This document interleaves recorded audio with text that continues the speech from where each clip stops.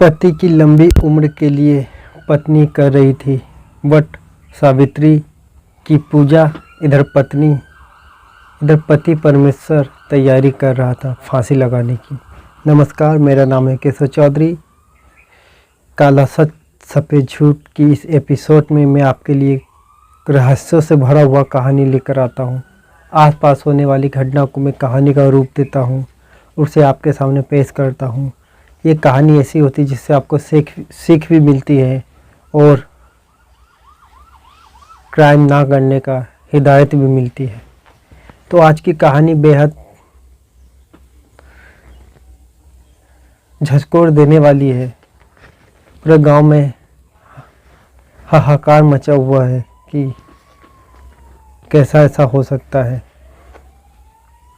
ये कहानी झारखंड के कोंडरमा से दिल दहला देने वाला मामला सामने आया है, जहां उस वक्त कोहराम मच गया जब पति की लंबी उम्र के लिए पत्नी वट सावित्री पूजा करके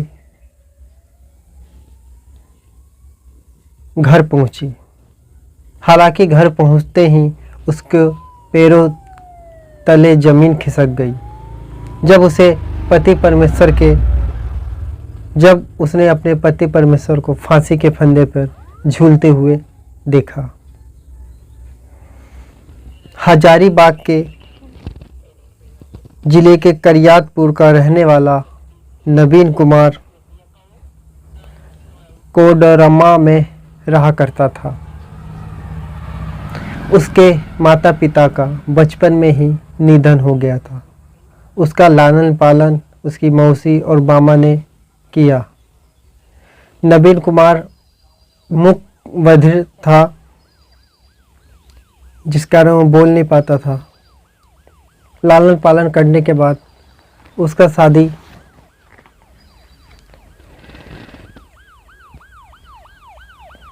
कोडरमा के पूरन नारायणपुर में रहने वाली सविता कुमारी के साथ हुआ।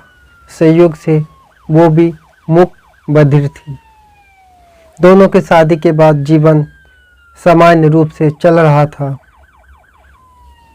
और एक पुत्र और एक पुत्री की भी प्राप्ति हुई थी। जीवन खुशहाल था, कोई दिक्कत नहीं था।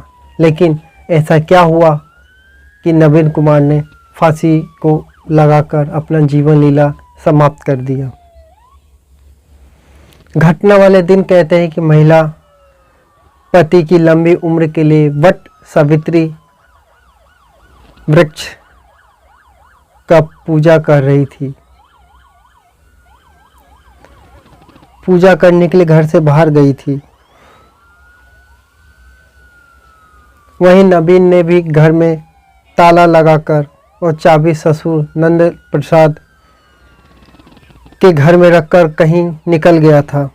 जब काफ़ी देर तक वो वापस नहीं लौटा तो खोजबीन शुरू हुई, फिर भी कुछ अता पता नहीं चला।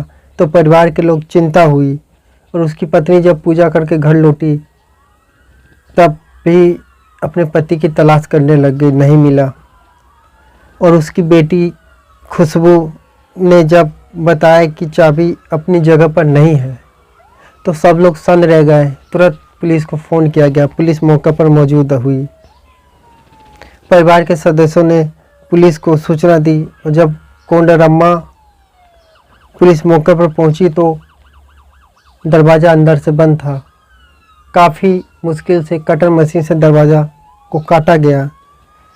दरवाज़ा जब काटा तो अंदर का दृश्य देखकर पैरों तले जमीन खिसक जाएगी। जिसने भी देखा सन्न रह गया। नवीन कुमार फंदे से झूलता हुआ पाया गया।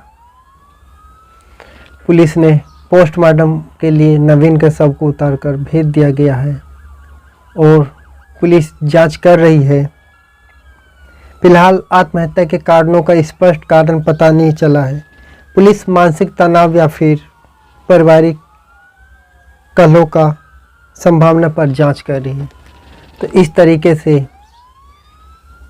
अपने पति के लंबी आयु के लिए पत्नी वट सावित्री की पूजा एक तरफ कर रही थी, दूसरी तरफ पति फांसी पर झूलने की तैयारी कर रहा था।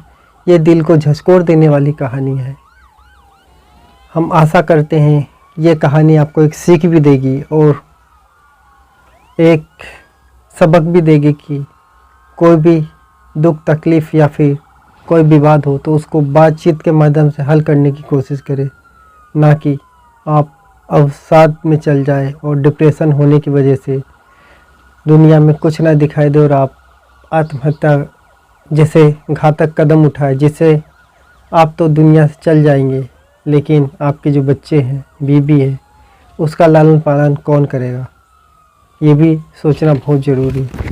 क्रोध इंसान को खा जाता है, याद रखें। फिलहाल कहानी में इतना ही, फिर मिलते हैं किसी नई कहानी के साथ। तब तक के लिए अनुमति दीजिए, नमस्कार। ये वीडियो आपको कैसा लगा कमेंट्स कर ज़रूर बताएं और ये वीडियो शेयर करें उन लोगों पर जिससे कि एक सीख मिले कि आत्महत्या मेरा न्यू फोन किसी भी समस्या का हल नहीं दरवाजा होता खोल दे, है। कबाड़ी वाली उसको होगी। बातचीत से सुलझाया जा सकता है। कबाड़ी वाली पर ये सनग्लासेस, इयररिंग, बैग, सैंडल्स, ये सब तो मेरे हैं। है नहीं थे, टूट गए तो तूने तो फेंक दिए। और मैंने चिपका लिए। Oh no. Oh yes.